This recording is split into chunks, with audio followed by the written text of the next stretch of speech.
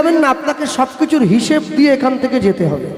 হ্যাঁ, আমি কদিন আগে এই বিগত দিন দুয়েক আগে ফেসবুকে একটা ভালো জিনিস আমার চোখে পড়লো।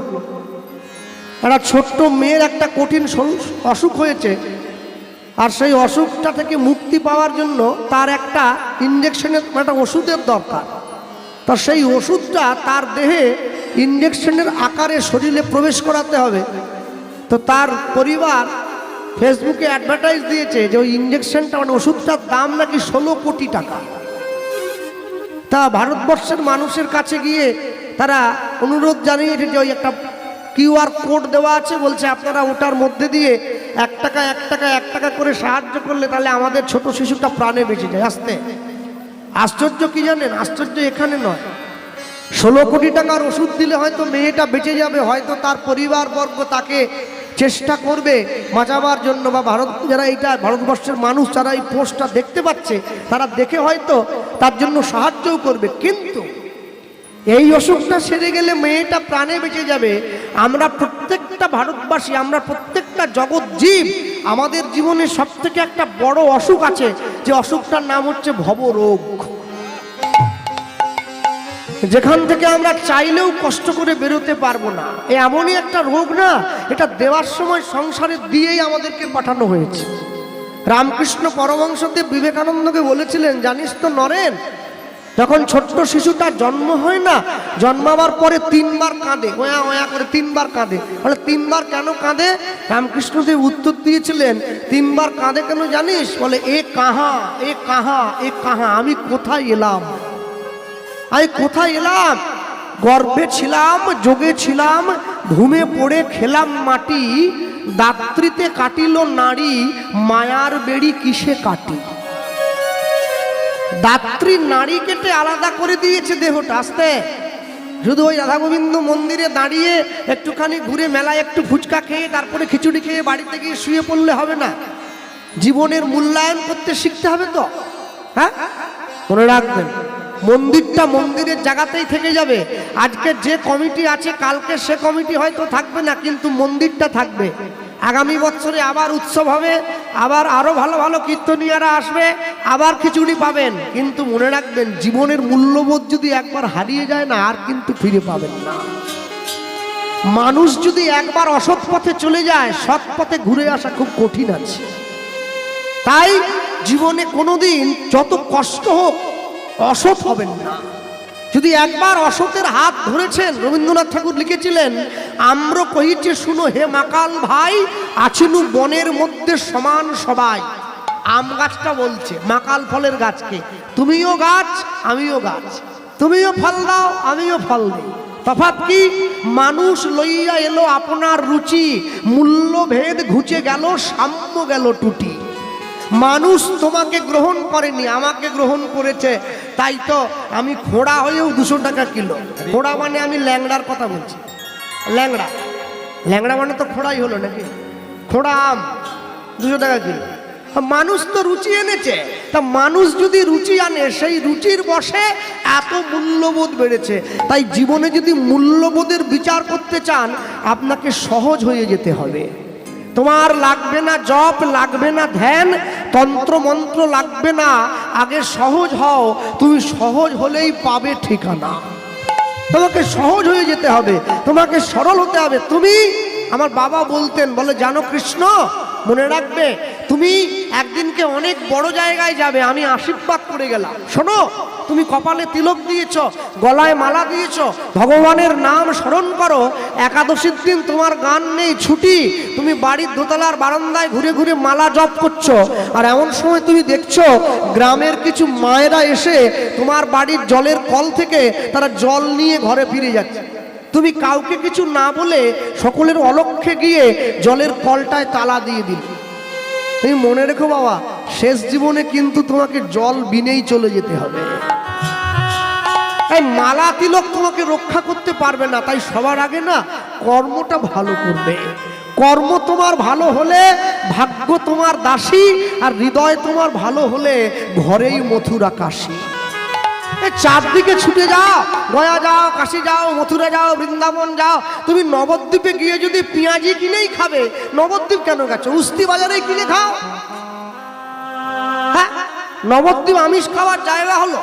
ধামে গিয়ে মানুষে আমিষ খায়, তীর্থস্থানে গিয়ে আমিষ খেলে তীর্থস্থানের মহিমা নষ্ট হয়ে যায়। তাই আমি সবাইকে বলবো, যারা বসে আছেন, দাঁড়িয়ে আছেন, যে কতটুকু সময়ই থাকবেন, 1 ঘন্টা থাকুন, চাই 2 ঘন্টা থাকুন, চাই শেষ পর্যন্ত থাকুন, জীবনকে এমনভাবে গড়ে তুলবেন, যেদিন প্রথম তুমি এসেছিলে ভবে, তুমি কেঁদেছিলে, হেসেছিল সবে, এমন জীবন তুমি করিবে গঠন, যেদিন মরণে হাসিবে তুমি, কাঁদিবে ভুবন। জীবনকে এমনভাবে তৈরি করতে হয়, যেদিন চলে যাবে পৃথিবীর থেকে, তোমার চলে যাওয়াটা দেখে সকলে কাঁদবে, কিন্তু তুমি হাসতে হাসতে চলে যাবে।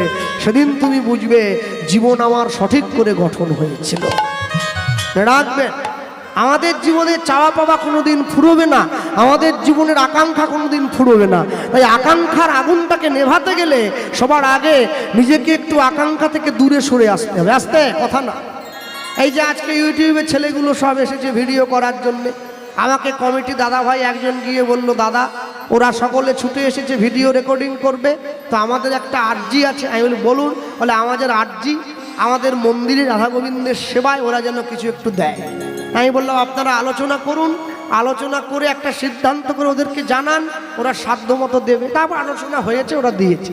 এখন দেখা গেল আমি যেইখানে কীর্তনে যাচ্ছি এরা শুধু ছুটে যায়, 8-10টা ছেলে।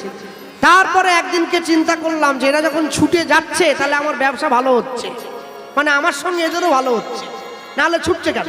মেদিনীপুর থেকে, হাওড়ার থেকে, ওই যে এসছে উত্তর 24 পরগনা, কেন আসবে? তাহলে আমি চিন্তা করলাম, আমি যদি এই ব্যবসাটা আমার হাতে নেই তাহলে আমার আরেকটু প্রফিট ভালো হবে। মানে কমিটি তো যা দিচ্ছেই, 40-50 হাজার যা নিয়েই যাচ্ছি কমিটির পকেট কেটে। তারপর যদি ক্যামেরা একটা কিনতে পারি তাহলে আর আমাকে ধরে কে? আমি এই চিন্তা করে কি করলাম, হঠাৎ করে একটা ক্যামেরা কিনে লোক একটা রাখলাম, আসর থেকে ঘোষণা দিয়ে দিলাম আমার কীর্তন ভিডিও করা যাবে না। আর যারা একটু সম্মানী তারা আবার বোর্ড দিয়ে দেয় পিছন দিকে, দয়া করে ক্যামেরা বসাবেন না। বোর্ড দিল, এরা এলো, দাদা করবো, এলো না, হবে না ভাই, আমারটা আছে। কেন? আমারটা ছাড়লে আপনারা দেখবেন মোটামুটি কিছু পয়সা হলে ওটা আমার অ্যাকাউন্টে গিয়ে ঢুকবে। শালা এত নিচে নেমে গেছি আমরা। হ্যাঁ, মরতে মরতে সংসারের ভালো চাইছে। আমি LICর কথা বলছি, বেঁচে থাকলে 20 লাখ, মরে গেলে 40। যেদিন থেকে বউ জানতে পারলো যে আমার স্বামী মরলে আমি 40 পাবো, ও ঠাকুরকে ফুল দিচ্ছে আমার স্বামীকে তুলে নাও। বলে স্বামী গেলে স্বামী পাওয়া যায়, টাকা গেলে টাকা পাওয়া যাবে। কি উন্নতি হয়েছে আমাদের! ছি, এর থেকে শুকর হলে ভালো হতো। হ্যাঁ, তার একটা হিসেব আছে। আমি কমিটির কাছ থেকে নেব, কীর্তনে যাওয়ার সময় আবার আঁচল পেতে দেবো। যত লোক বসেছে 10 টাকা করে, কেন মানুষ জানে হরিনাম এমনি শুনতে নেই দক্ষিণা। আরে 1 টাকা কেউ এখন আর দেয়নি, লজ্জা লাগে। মিনিমাম 5 টাকা তাও দেয়। আবার তারপরে ক্যামেরা একটা কিনে বসিয়ে দিই, আবার সেখান থেকে পয়সা। লোভে পাপ, পাপে তাপ, তাপে মৃত্যু। যার জীবনে লোভ যত বেশি হবে না, তার জীবনে ঝামেলা তত বেশি হবে। যার লোভ যত কম, তার ঝামেলা তত কম। তাই অষ্টম মহাজন লিখছেন, এ তিন ভুবন আনন্দে ভরিল, উঠিল মঙ্গল আনন্দে ভরিল, উঠিল মঙ্গল। তিন ভুবন আনন্দে ভরিল, উঠিল মঙ্গল। তিন ভুবন আনন্দে ভরিল, উঠিল মঙ্গল। কহে প্রেমানন্দ এমন গৌরাঙ্গের তিনা জন্মিল। কহে প্রেমানন্দ এমন গৌরাঙ্গের তিনা জন্মিল। কহে প্রেমানন্দ এমন গৌরাঙ্গের তিনা জন্মিল। কহে প্রেমানন্দ এমন গৌরাঙ্গের তিনা জন্মিল। বলি আমার ভাগ্যে হলো না, আমার ভাগ্যে হলো না, বলি আমার ভাগ্যে হলো না, আমার ভাগ্যে হলো না। সবাই তোমার নাম নিল, আমার ভাগ্যে হলো না। বলি সবাই তোমার নাম নিল। বলি আমি তো দিন করে রইলাম, আমি হলো না, আমি তো দিদি করে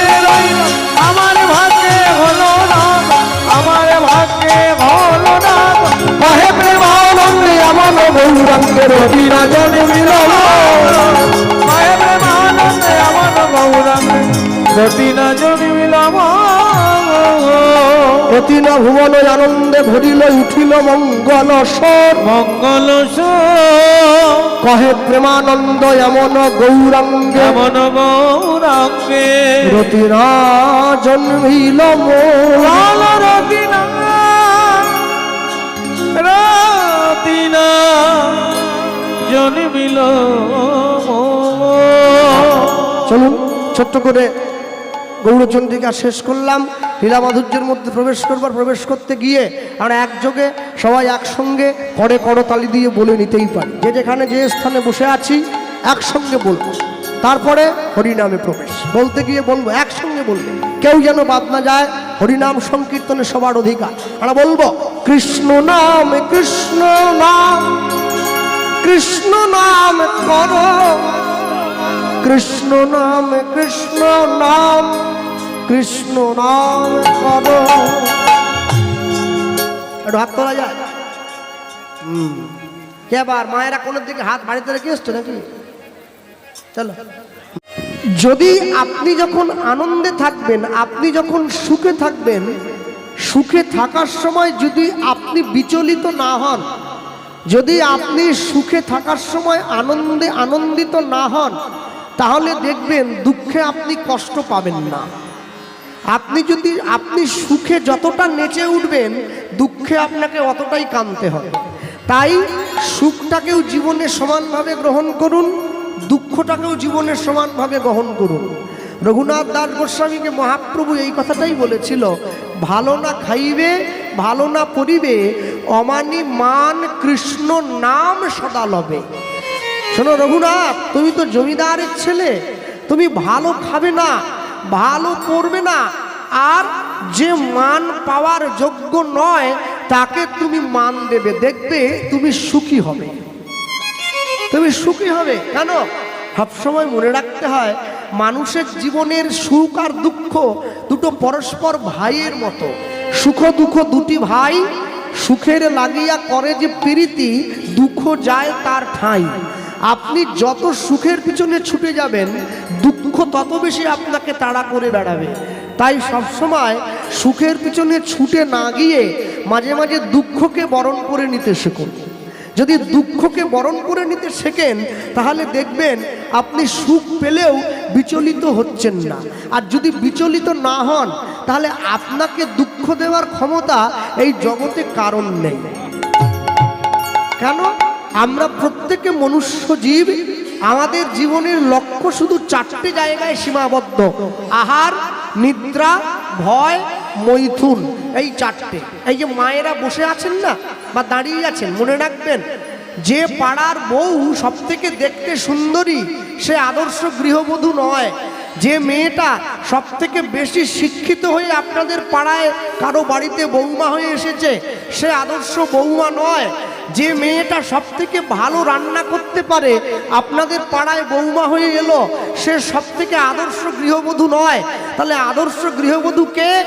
যে মেয়েটা পাড়াতে বৌমা হয়ে এসে নিজের পরিবারকে, সকলকে কৃষ্ণ নামের মন্ত্রে আশ্রিত করে ভগবানের চরণটা চিনিয়ে দিতে পেরেছে, সেই হচ্ছে আদর্শ গৃহবধূ।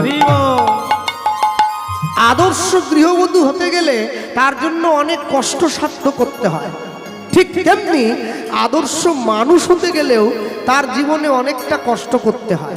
হ্যাঁ, মান আর হুঁশ এই দুটো জিনিস সমান পরিমাণে রাখতে হয়। প্রণমোহ কলিযুগ সর্বযুগ সার, এক এক করে তিনটে যুগ চলে গিয়েছে: সত্য, ত্রেতা, দাপর। তিনটে যুগ, তিন যুগে ভগবান এসেছেন। সত্য যুগে 5 বার এলেন, মৎস্য, কুর্ম, বরাহ, নৃসিংহ, বামন। ত্রেতা যুগে 2 বার এলেন, রাম, পরশুরাম। দাপর যুগে 1 বার এসেছেন কৃষ্ণ। কলিযুগে 1 বার এসেছেন বুদ্ধ হয়ে, আরেকবার আসবেন উড়িষ্যার সম্বলপুরে বিষ্ণুযশা ব্রাহ্মণের ঘরে কল্কি অবতার রূপে। আসতে কথা বলবেন। আচ্ছা, সত্যযুগে ভগবান 5 বার এলেন। আচ্ছা, যে গ্রামে মাসে 5 বার পুলিশ আসে সে গ্রামের লোক ভালো হয় নাকি? ওরা শুধু লড়াই করে। আর পুলিশ তো একা আসেনি, হাতে একবারে লাঠি সোটা নিয়ে এসে, এত ঝগড়ুটে লোক। সত্য যুগে ভগবান 5 বার শুধু ঝগড়া করে ওই লোকগুলো, ভগবানকে 5 বার আসতে হয়েছে। ত্রেতা যুগের লোক একটু ঝগড়াটা কমিয়ে দিয়েছে, 2 বার এসেছেন। দাপর যুগে ঝগড়া বেশি হলে কি হবে, ভগবান একবার আসাতেই কাজ হয়ে গেছে কৃষ্ণ। কলিযুগের লোক আসতে, এরা ঝগড়া বেশি করে না, তবে হিংসে বেশি করে। গায়ে তো জোর কম, হিংসেটা প্রচুর আছে। আপনার 3 তলা বাড়ি, আমার কেন কুড়ে ঘর, হিংসে হচ্ছে। আপনি কেন বড় গাড়িতে চাপবেন, আমি কেন রিক্সা, হিংসে হচ্ছে। আপনি কেন ডাল ভাত খাচ্ছেন, আমি কেন খিচুড়ি, হিংসে হচ্ছে। এই হিংসে থামানোর জন্য ভগবানকে একবার আসতে হয়েছিল বুদ্ধ রূপে, আরেকবার ভগবান এলেন পৃথিবীর প্রথম পঞ্চায়েত অফিস গড়ে তুললেন নবদ্বীপের শিবাসঙ্গন চৈতন্য মহাপ্রভু রূপে। আরেকবার ভগবান আসবেন কোথায়, উড়িষ্যার সম্বলপুরে বিষ্ণুযশা ব্রাহ্মণের ঘরে কল্কি অবতার রূপে। আচ্ছা, তাহলে এরপরে বলা হলো এই 3টে যুগকে প্রণাম না করে প্রণমঃ কলিযুগ সর্বযুগ সার। এরপরে বললেন হরিনাম সংকীর্তন যাহাতে প্রচার। কলিযুগকে প্রণাম করছি, কেন প্রণাম করলাম? কলিযুগকে প্রণাম করার সব থেকে বড় কারণ হলো কলিযুগের মাটিতে হরিনাম সংকীর্তন প্রচার হয়েছে। আর এই হরিনাম যবনেও নাচে গায়ে লয়ে হরিনাম, হেন অবতারে বঞ্চিত দাস বলরাম। হ্যাঁ, আমি মুর্শিদাবাদে কীর্তনে গিয়ে এক মুসলমান ভাই আমাকে একটা মজার প্রশ্ন করেছিল, আচ্ছা কৃষ্ণবাবু, আমি বলুন আপনার কীর্তন মাঝে মধ্যে ইউটিউবে আমরা দেখতে পাই, আমি বাহ শোনেন নাকি? বলে না, সবসময় শুনি না, আমাদের হয়ে যে কথাগুলো বলেন সেগুলোই একটু শুনি। বলে তা শুনবেন, তো অসুবিধে কী আছে? বলে আচ্ছা আপনারা এই কপালে তিলক কেন দেন? কোনো মানুষকে দেখি, কোনো কীর্তনীয়কে দেখি সাদা দেয়, হ্যাঁ আপনি আবার কালো দিয়েছেন। তাই মনে মনে হলো কী করে বোঝাই ভাই তোমাকে। তা আমি দেখলাম ওনার মাথায় আবার টুপি আছে, ছোট টুপি। তাহলে দাদা আপনি টুপি কেন পরেছেন? বলে ওটা অনেক ব্যাপার, ওটা আপনাকে বললে আপনি বুঝবেন না। তাহলে ওটা যেমন অনেক ব্যাপার, এটাও তেমনি অনেক ব্যাপার, এটা আপনি বুঝবেন না, মানে এটা আপনাকে ঠিক বলা যাবে না। আপনি যে কারণে টুপিটা পরেছেন, আমি সেই কারণেই তিলকটা দিয়েছি। তিলক শুধু বৈষ্ণবরা দেবে তা নয়, যারা ভগবানের চরণাশ্রয় করেছে ওরা তিলক দেবে, আর বাকিরা ওকে টোন কাটবে, এ করলে চলবে না। তিলক সবাই দিতে পারে। ও আমার দেশের মাটি তোমার পরে ঠেকাই মাথা। দেশের মাটি কপালে ঠেকালে কেউ ছোট হয়ে যায় না। রাস্তায় পুলিশ দেখলে যেমন সম্মান করি, ডাক্তারবাবুকে সম্মান করি, পুরনো মাস্টারমশাইকে সম্মান করি, বৈষ্ণবকে দেখলেও তোমাকে সম্মান করতে হবে, তবে তুমি ভগবানের কৃপা পাবে। আর না হলে যতই ওই ঠাকুরের সামনে গিয়ে কোনো লাভ নেই, নিটফল জিরো। তুমি আসল জায়গাটায় ভালোবাসো না, নকল জায়গাটায় গিয়ে হাততালি দিয়ে তাকে কি দেখাচ্ছে? হ্যাঁ, আমি আসার সময় প্রণাম করতে উঠে এক মাকে দেখলাম, সে রাধা গোবিন্দকে পিছন দিকে নিয়ে সেলফি তুলছে। আমাকে দেখে আবার ফোনটা লুকিয়ে নিচ্ছে। মা, ভগবানকে পিছন দিকে দিয়ে ছবি তুলতে নেই, সামনে রেখে ছবি তুলতে হয়। হ্যাঁ, আর বলতে গিয়ে বলি দূরমতেই অতি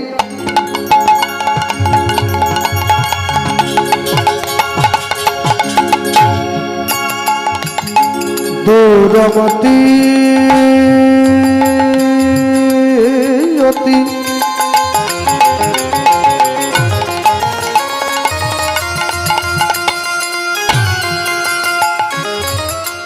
ওই পতি পতি ওই পতিত পাশন্ডি অনুধ্বনি হৃদয় মতি মতি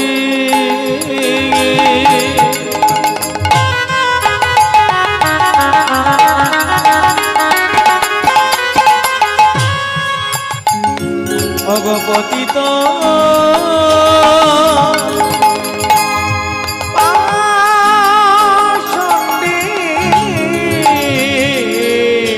দূরমতি অতি পতিত পতিত পাশন্ডি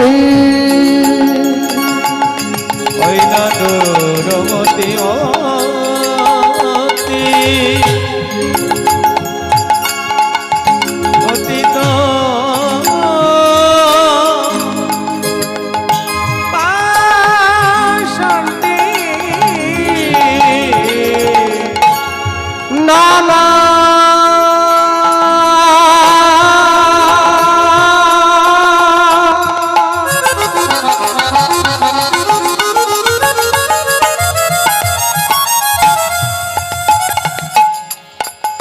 প্রাণনাথ প্রাণনাথ প্রাণনাথ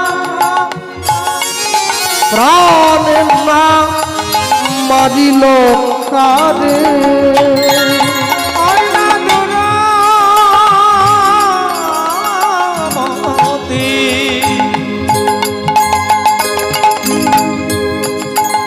পতিত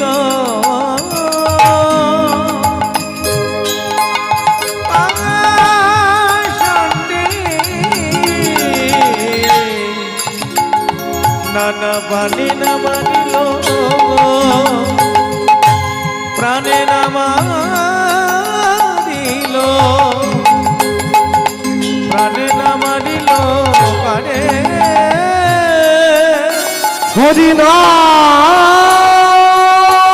হরিনাম দিয়া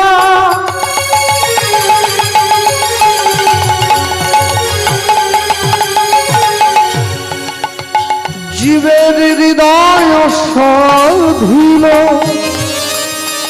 যাচি গিয়া সবার ঘরে ঘরে হরি নাম দিয়া হরি নাম দিয়া জীবের হৃদয় দিল যাচ্ছি গিয়া জীবের ঘরে ঘরে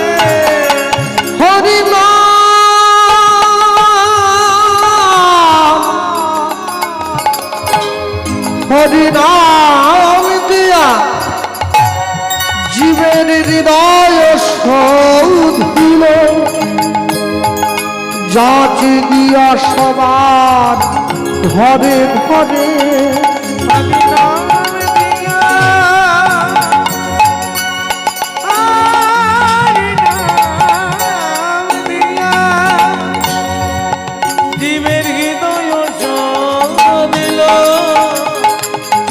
যাচ্ছি গিয়া জীবের ঘরে ঘরে বলি যেচে সেধে হরিনাম দিল ভালো ভালো ভালো জয় জয় জয় জয় হরি নাম দিল বলি যেচে সেধে হরিনাম দিল সে দে হরি নাম দিল ও যে ব্রাহ্মণ চন্ডা